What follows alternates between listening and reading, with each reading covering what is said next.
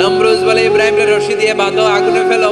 বিশাল আগুনের কুণ্ডলি করে সৈয়দনা ইব্রাহিমকে আগুনের কুণ্ডলির মধ্যে ফেলা হলো। হাতে পায়ে বড় বড় মোটা মোটা রশি দিয়ে বাঁধা সৈয়দনা ইব্রাহিমকে আগুনের কুণ্ডলির মধ্যে ফেলায়। সৈয়দনা জিব্রাইল বলে, ও সৈয়দনা ইব্রাহিম, আপনি বলেন আমার পাখার আঘাতে আগুনগুলো এক পাশ থেকে আরেক পাশে, এক দেশ থেকে আরেক দেশে উড়িয়ে নেই, বিশাল আগুনের কুণ্ডলিকে এক ঝাপটা মেরে থামিয়ে দেই। সৈয়দনা ইব্রাহিম বলে, কোনো দরকার নাই, কারণ আগুনের মালিক আমার সাথে আছে। I don't need your help, আমার কোনো সাহায্যের দরকার নাই, কারণ আগুনের যে রব সে আল্লাহ সবকিছু দেখে কি দেখে না। বিশাল বড় মোটা মোটা রশি দিয়ে সৈয়দনা ইব্রাহিমের হাত আর পা বেঁধে আগুনের মধ্যে ফেলে দেয়া হলো। মুহূর্তের মধ্যে আগুনগুলো দাউ দাউ করে জ্বলতে শুরু করলো। হাতের রশিগুলো পায়ের রশিগুলো মুহূর্তের মধ্যে জ্বালিয়ে দেয়।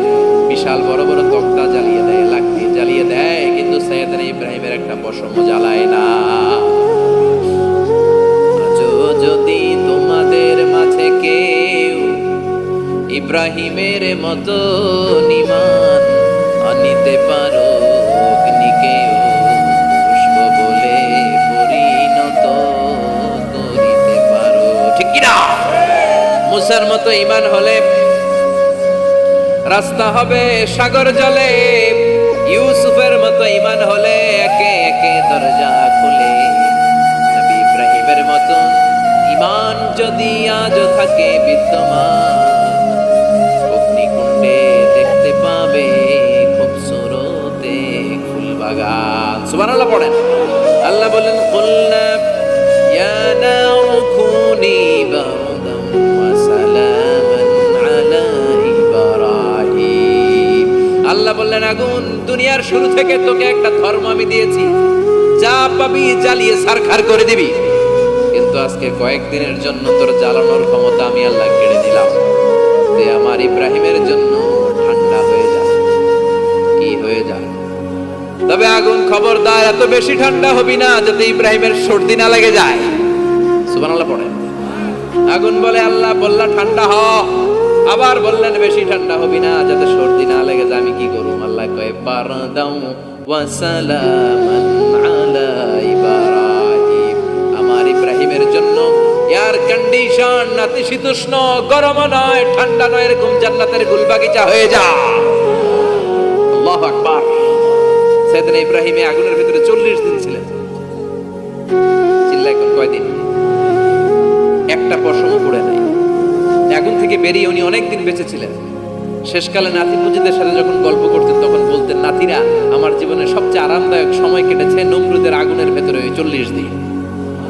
ওই 40 দিন যে সুখ, আমোদ, ফুর্তি, আনন্দে আমি ছিলাম, আমার জীবনে কোনো সময় কোনো মুহূর্তে এত সুখ, এত আনন্দ, এত চমৎকার সময় আমি কাটাই নাই। চিল্লায় কোন সুবহানাল্লাহ।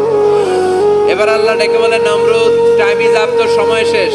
অনেক বেড়েছিস, অনেক সুযোগ দিয়েছি, আর না।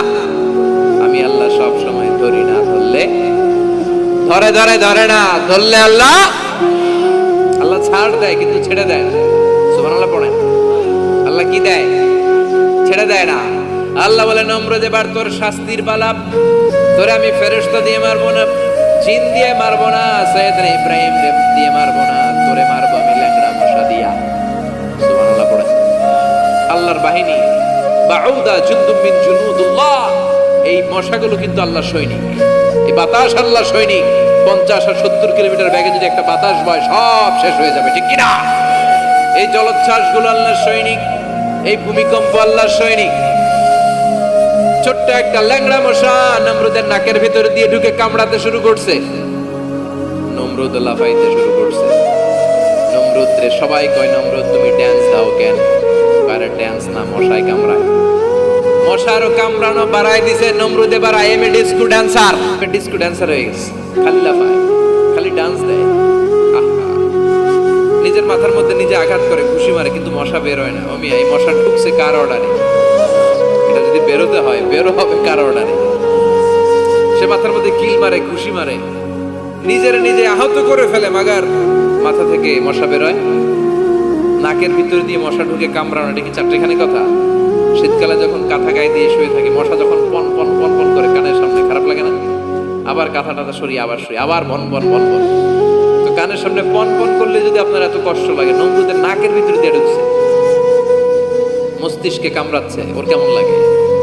নমরুদ আর পারে না, অসহ্য, নিজের নিজে মারতে মারতে হাত পা কপাল সব লাল করে ফেলে। অবশেষে আশেপাশে চাকর বাকর খাদেম খুদ্দাম যারা আছে সবাই বললো, আমি আর পারিনি, এবার তোরা মার, তোরা মার। সবাই কয়ে, নমরুদ আজীবন নাম করে মারছো, এবার পাইছি খেলা, এবার ইচ্ছা মতো তোরে বিড়াম। এবার সবগুলো আমি নমরুদকে মারা শুরু করছি। মারতে মারতে বেহুশ মাগার মশা বেরোয়। এই মশা ঢুকেছে কার অর্ডারে? বের হবে কার অর্ডারে? তারপরও বেরোয় না। নমরুদকে এবার আমার জুতা মার। কি মার? এখন আমরা পরি প্লাস্টিকের জুতা, চামড়ার জুতা, তখন পড়তো খরমের জুতা, কাঠের জুতা। খরমের জুতা, চামড়ার জুতা। খরমের জুতা বানায় কি দিয়া? কথা কন, চিনেন? এবার ক্যামেরা জুতা মার।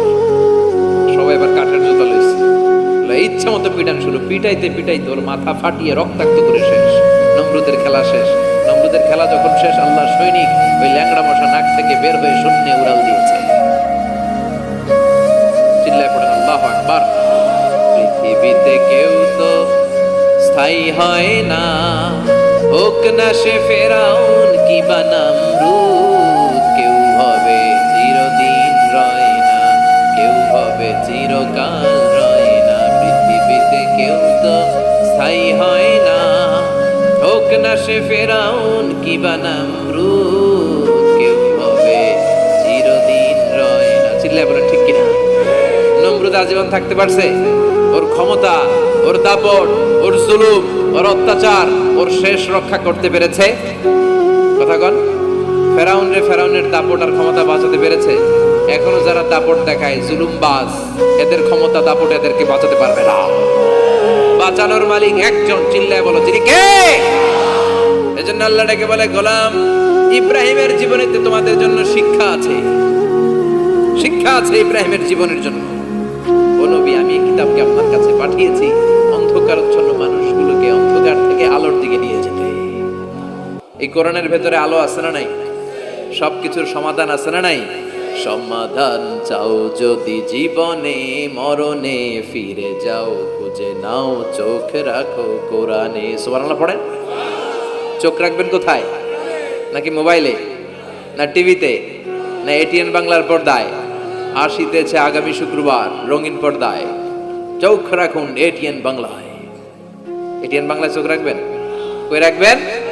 সমাধান চাও যদি জীবনে, মরণে ফিরে যাও, খুঁজে নাও, চোখ রাখো কোরআনে। ঠিক কিনা? If you want the solution this dunya and akhirah, go back, have a look to the holy Quran. সুবহানাল্লাহ পড়েন। কি নবী আল্লাহ বানালেন, ওই নবীর নামে আল্লাহ একটা সূরা দিলেন। আবার আল্লাহ বললেন, ও দুনিয়ার মুসলমানেরা শোনো, তোমাদেরকে মুসলমান বলে নাম করেছে সাইয়েদনা ইব্রাহিম। ঠিক কিনা? আবার এই নবী সাধারণ কোন নবী নয়, এই নবী হলো তোমাদের জাতির পিতা। আমাগো জাতির পিতা কেডা? কথা কর আরো জোরে, সবাই মিলে বলেন, মিল্লাত আবিকুম ইব্রাহিম।